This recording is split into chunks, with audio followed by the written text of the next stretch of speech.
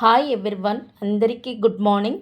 Welcome to our channel Sri Padma talks. ఈరోజు ఎటో వెళ్ళిపోయింది మనసు సీరియల్ ఎపిసోడ్ చాలా ఇంట్రెస్టింగ్గా ఉంది ఫ్రెండ్స్. ఇక సీరియల్లోకి వెళ్ళిపోదాం. నిన్నటి సీరియల్ కంటిన్యూషన్ ఫ్రెండ్స్. ఎందుకంటే సీతాకాంత్ వాష్రూమ్లో నుంచి నాప్కిన్తో తుడుచుకుంటూ వస్తాడు. అప్పుడు టేబుల్ మీద అన్నీ సర్దేసి వాటర్ బాటిల్ క్యాప్ ఇప్పుతూ ఉంటుంది రామలక్ష్మి అనుకుంటూ వస్తాడు. ఈ లోపు తన చెయ్యి తగిలి తన వాటర్ బాటిల్ కింద పడిపోయి ఆ నీళ్లు కాళ్ళు అక్కడ పడి జారిపోయి పడిపోబోతా ఉంటే అప్పుడు పట్టుకుంటాడు సీతాకాంత్. అప్పుడు ఇద్దరు ఒకళ్ళ కళ్ళల్లోకి ఒకళ్ళు చూసుకుంటుంటారు. ఇదేమో నందిని దూరం నుంచి వస్తుంది. చూసి అప్పుడు వెంటనే ఆవిడ రావటం గమనించి రామలక్ష్మి సీతాకాంత్ మెలకు వచ్చి గబగబా లేచిపోతారు. ఇద్దరు పట్టుకున్న వాళ్ళు మామూలుగా ఉండిపోతారు. ఈలోపు రండి మేడం అని అంటుంది. అయ్యో మీ మధ్యలో నేనెందుకు, మీకు డిస్టర్బెన్స్ అంటుంది. అయ్యయ్యో ఏమి డిస్టర్బెన్స్ లేదండి, మీరు డిస్టర్బెన్స్ ఏంటి, రండి మీరు మా వాళ్ళండి, మాకు ఎప్పుడైతే సహాయం చేశారో అప్పుడే మా వాళ్ళు అయిపోయారు, రండి భోంచేద్దాం అని చెప్పేసి అక్కడ టేబుల్ మీద భోజనం వడ్డించేసి వాళ్ళకి పెడుతూ ఉంటుంది. ఈలోపు రామలక్ష్మి అంటుంది, ఏమండి మీరు కడుపు నిండా ప్రశాంతంగా తినండి అని రామలక్ష్మి వాళ్ళ ఆయన సీతాకాంత్తో అంటూ ఉంటుంది. అప్పుడు నందిని అంటది, ఎందుకు ఈ సీతాకాంత్కి నచ్చిన కూరలు కదా ఇవన్నీ తింటాడు అని నందిని అంటది. సీతాకాంత్కి మా ఆయనకి కూరలన్నీ ఇష్టమని మీకెలా తెలుసు మేడం అని అంటది రామలక్ష్మి నందిని. ఈలోపు పలమారిపోతుంది అనమాట. ఎవరికి ఈ మాటలు వినగానే పలమారిపోతుంది సీతాకాంత్కి. ఈలోపు గబగబా మంచినీళ్ళు తాగిస్తూ ఉంటుంది రామలక్ష్మి వాళ్ళ ఆయనకి నీళ్లు తాగిస్తుంటే తను అదొక రకంగా ఫీల్ అవుతూ ఉంటుంది నందిని.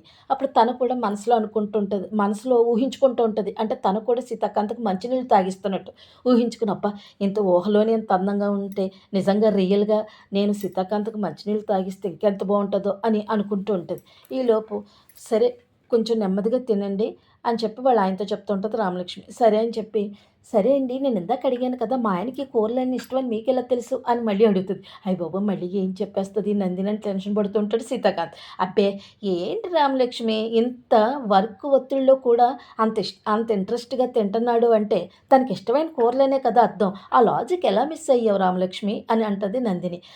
అవును మేడం, అవును కదా, అవును మీరు చెప్పింది కరెక్టే అని చెప్పేసి ముగ్గురు భోంచేస్తూ ఉంటారు. కట్ చేస్తే అక్కడ డైనింగ్ హాల్లోని సీతాకాంత్ వాళ్ళ అమ్మ శ్రీలత భోజనానికి కూర్చుంటుంది. ఈలోపేమో సందీప్ వాళ్ళ ఆవిడ శ్రీవల్లి మొత్తం భోజనం వడ్డిస్తూ ఉంటుందన్నమాట వాళ్ళ అత్తగారికి. అత్తయ్యగారు ఇవాళ మీకు చాలా ఇష్టమైన కమ్మగా ఉన్న కూరలు అత్తయ్యగారు తినండి కడుపు నిండా అంటే అలా చూస్తూ ఉంటుంది. ఏంటి అత్తయ్యగారు అలా అలాగా ఉన్నారు డల్గా అంటే, ఏమీ లేదు ఇందాక రామలక్ష్మి వాళ్ళ ఆయనకి అన్నం వండి పట్టుకుని వెళ్ళింది, క్యారేజీ పట్టుకెళ్తుంటే ఏంటంటే మా ఆయనకి నేను ప్రేమతో పట్టుకెళ్తున్నాను, మా ఆయన్ని నా వైపు తిప్పుకుంటాను, నేను కొంగు కొట్టుకుంటానని సవాల్ చేసి వెళ్ళింది, దాని గురించి ఆలోచిస్తున్నాను అని అంటది రామలక్ష్మి వాళ్ళ అత్తగారు. అబ్బే అలాగందా మీతో, అలా జరిగే ఛాన్సే లేదు అత్తయ్య గారు.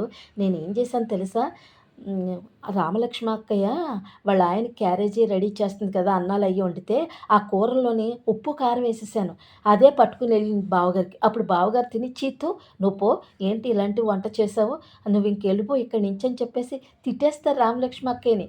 అది అంటే నిజమా, నాటుకు మంచి పని చేసావు శ్రీవల్లి అని రామలక్ష్మి వాళ్ళ అత్తగారు అంటుంటుంది. మరి ఏమనుకుంటున్నారు ఈ శ్రీవల్లి అంటే, తినండి అని చెప్పి భోజనం పెడితే ఈలోపు నోట్లో పెట్టుకోగానే ఉప్పు కారం ఉంటే వామిటింగ్ చేసేసుకుంటుంది సీతాకాంత్ వాళ్ళ అమ్మ. ఏంటత్తయ్య గారు అలా వామిటింగ్ చేసుకున్నారంటే, ఏంటి ఇంత ఉప్పు కారం ఏంటి కావాలనే నువ్వు నాకు టార్చర్ పెట్టాలని నాకు కావాలని నువ్వు వేసావా అని అడిగితే, లేదత్తయ్య గారు మన కోసం అని కొంత పక్కకు తీసి పెట్టాను కూర, ఇదేమోనేమో బావగారికి ఉంటుందని కలిపేశాను అంటది.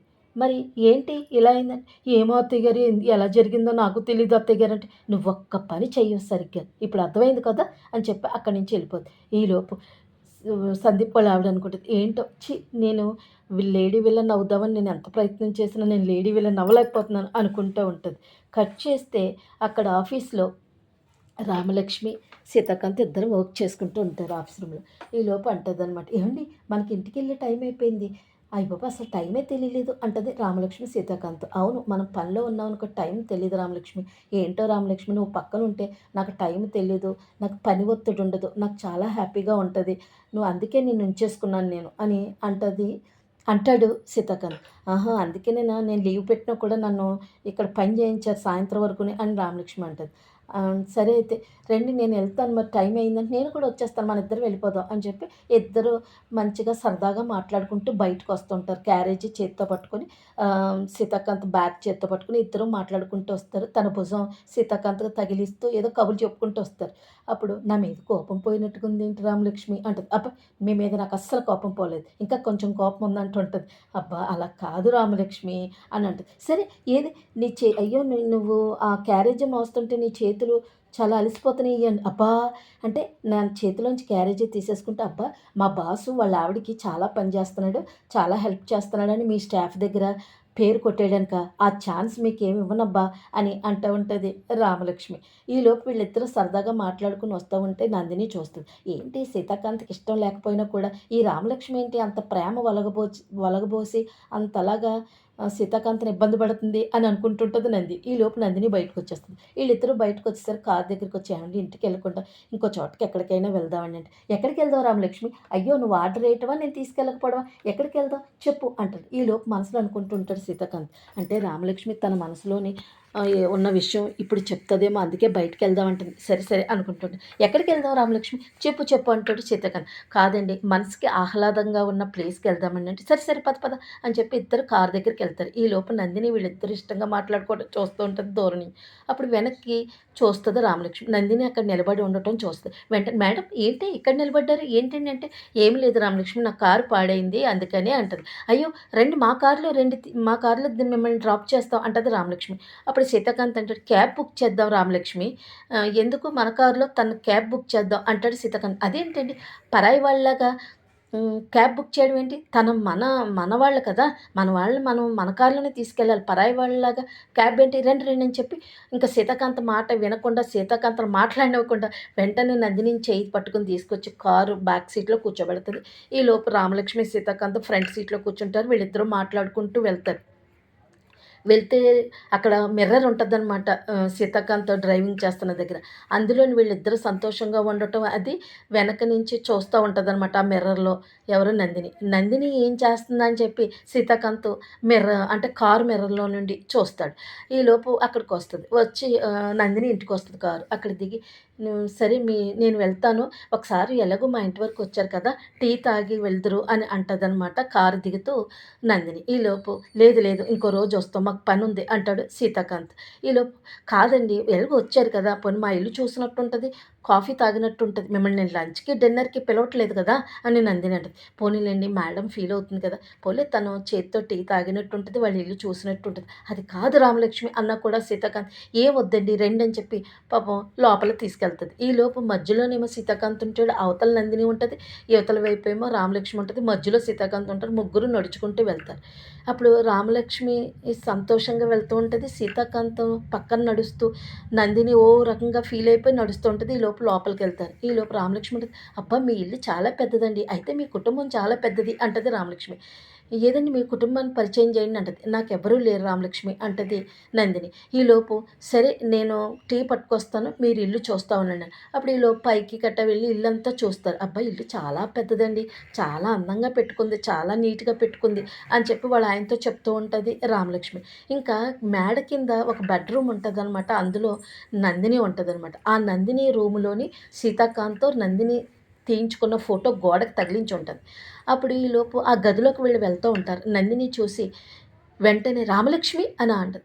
వెనక్కి తిరుగుతారు. "ఏంటండి అన్నీ చూసేసాం. ఈ గది ఒక్కటే చూడాలి" అని అంటది. అంటే "అబ్బే! ఏమీ లేదు రామలక్ష్మి. అది చాలా డస్ట్ నిన్న క్లీన్ చేద్దామని వస్తువులన్నీ కింద పెట్టేసాము. మళ్ళీ డస్ట్ వచ్చేస్తది కదా! మళ్ళీ డస్ట్ ఎలర్జీ వచ్చేస్తది" అని చెప్పేసి అంటది. "ఆహా! అలాగా" అని అంటది. ఈలోపు తను ఇలా చూస్తాడు. చూసినప్పటికి సీతాకాంత్ చూసేసరికి సీతాకాంత్‌తోని నందిని తీసుకున్న ఫోటో ఒక గోడకి తగిలించి ఉంటది. అది సీతాకాంత్ చూసి షాక్ అయిపోతాడు. ఇంకేం చేయలేక అక్కడి నుంచొచ్చి వచ్చేస్తాడు. ఈలోపు నందిని టీ పట్టుకొస్తది. ఈళ్ళు ముగ్గురు టీ తాగేస్తారు. ఇంకప్పుడు "ఇల్లు చాలా పెట్టుకున్నారు మేడం" అని కబుర్లు చెప్తూ ఉంటది రామలక్ష్మి నందినితోటి. ఈలోపు అమ్మ మన కోసం ఎదురు చూస్తది. "రా వెళ్దాం" అని చెప్పేసి అంటాడు. సరే అని చెప్పి అక్కడి నుంచి వచ్చేస్తారు రామలక్ష్మి, సీతాకాంత్. ఈలోపు రామలక్ష్మి వాళ్ళ ఇంటికి కారు వచ్చేస్తది. అప్పుడు రామలక్ష్మి దిగుతాని, "ఏవండీ నేను ఒకటి అడుగుతాను మీరు కాదనకూడదు." "ఏంటి నేనెప్పుడు కాదన్నాను? నువ్వు కోరుకో నేను కాదనను. మీరు మీరు ఇది ఎందుకు అని అడగకూడదు. నేనేం అడగను" అని చెప్తే అప్పుడు తన పౌటు కొంగు వాళ్ళ ఆయనకి చెయ్యికి కట్టేసి లోపల తీసుకొస్తా ఉంటది. తీసుకొస్తా ఉంటే ఈలోపు హాల్‌లో సందీప్ ఆళ్ళమ్మ సందీప్ ఆళ్ళావిడ జ్యూస్ తాగుతూ ఉంటది. సందీప్ ఆళ్ళావిడ తిడతా ఉంటది. "ఛీ! నువ్వు పెట్టిన కూరకి ఉప్పు, కారం నేను ఏం తాగినా కూడా ఆ ఉప్పు, కారం టేస్టే వస్తుంది. ఈ నాలుకకి రుచి పోయింది. ఈ జ్యూస్ తాగుతున్నా కూడా జ్యూస్ తాగుతున్న ఫీలింగ్ రాట్లేదు. ఆ ఉప్పు, కారం" అని చెప్పి తిడతా ఉంటది సందీప్ వాళ్ళావిడ.